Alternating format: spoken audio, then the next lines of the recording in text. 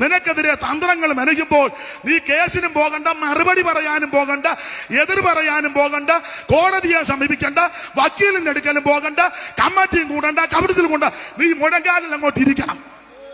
ഇരുന്നങ്ങോട്ട് പ്രാർത്ഥനയിൽ പോരാടണം.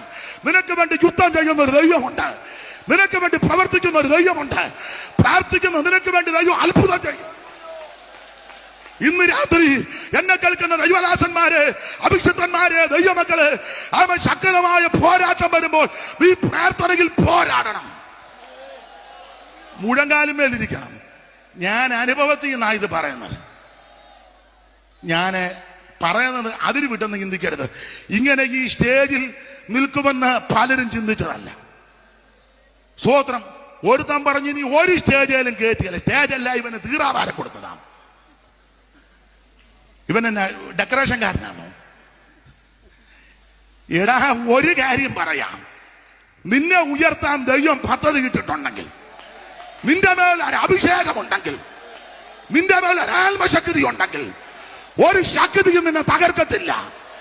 നീ എതിർക്കാനും ഉടക്കാനും പോകണ്ട, പ്രാർത്ഥനയിൽ പോരാടണം. ഞാന് പറയുന്നത് തെറ്റിദ്ധരിക്കരുത്. നിങ്ങൾക്ക് പിതാക്കന്മാർക്കും അച്ചാനുമൊക്കെ നന്നായിട്ടറിയാം. അഥവാ അപാകത കൊണ്ട് അത് ക്ഷമിക്കണം. മൺമറഞ്ഞ CS മാത്യു അവർക്കെതിരെ ശക്തമായ പോരാട്ടം ഉണ്ടായി.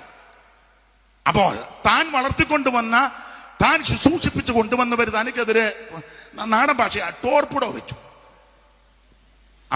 അമ്പലപ്പുഴ കോടതിയിലെങ്ങാണ്ട് ആ കേസെന്നാ കേട്ടതിന്റെ വെളിച്ചത്തിൽ പറയുക. എല്ലാരും കൂടെ ചങ്ങനാശ്ശേരി ബോട്ടെ കയറി. എതിർകക്ഷികളും എല്ലാവരും കൂടെ ഒരു ബോട്ടല്ല. നമ്മളാന്ന് ബോട്ട് മുക്കും. ഒരു ബോട്ടെ കയറി അമ്പലപ്പുഴ. അന്ന് ഇവിടെ വല്ല ആലപ്പുഴ ജില്ലയുടെ കീഴില കേസ് നടക്കുക. അപ്പം ഇവിടെ ആരോ സൂചിപ്പിച്ചല്ലോ, അദ്ദേഹം ഒരു ദൈവ മനുഷ്യനാ. തനിക്ക് എതിരെ എല്ലാവരും അണിനിരക്കുക. അപ്പം അതൊക്കെ ഉന്നം വെച്ച ആ ഒരു വരി എഴുതി ഞാൻ പാടിയാ തെറ്റും. കരിയമ്പിളാവ് പാടിയാല് ഒക്കുപോള്.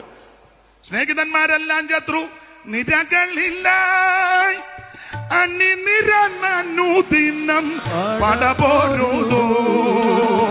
സ്നേഹിതന്മാരെല്ലാം ശത്രു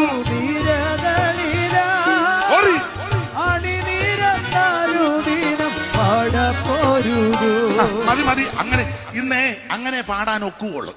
ഈരണ്ട് മതി. പുട്ടിനിടെ പീര ഇടുമല്ലോ, ഒത്തിരി തേങ്ങ ഇടുകയല്ലോ, ഇച്ചിരി തേങ്ങ.